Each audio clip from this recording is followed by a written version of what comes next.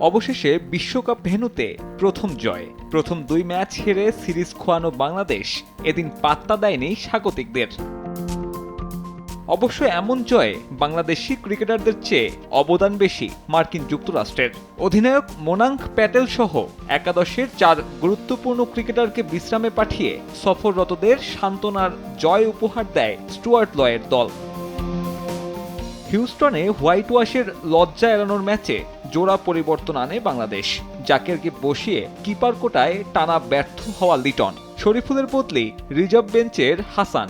তবুও শুরুটা নখদন্তহীন টাইগারদের। দলের প্রথম ব্রেক থ্রু এনে দেন সাকিব আল হাসান। এরপর পুরনো পিচে মোস্তাফিজের বোলিং নৈপুণ্য।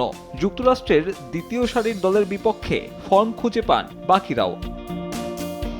তাতে এক ম্যাচ হাতে রেখে সিরিজ হারা বাংলাদেশ প্রতিপক্ষকে আটকে দেয় মাত্র 104 রানে।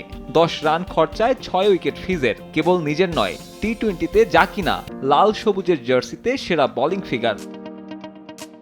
ছোট্ট টার্গেটে প্রাণ ফিরে পায় বাংলাদেশ টপ অর্ডারও। প্রথম 2 ম্যাচে না পারলেও এদিন বাংলাদেশকে দারুণ এক শুরু এনে দেন 2 ওপেনার তামিম সৌম্য।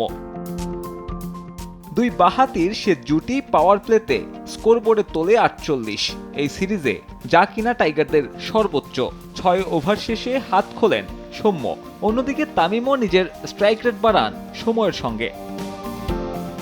39 বলে 50 পূরণ তামিমের। নিজের সপ্তম টি-20 ইনিংসে তৃতীয় অর্ধশতক এই ওপেনারের। অন্যদিকে সৌম্যও খেলেন হাত খুলে। তাতে 50 বল আগে উইকেট না হারিয়ে জয় তুলে নেয় অতিথিরা।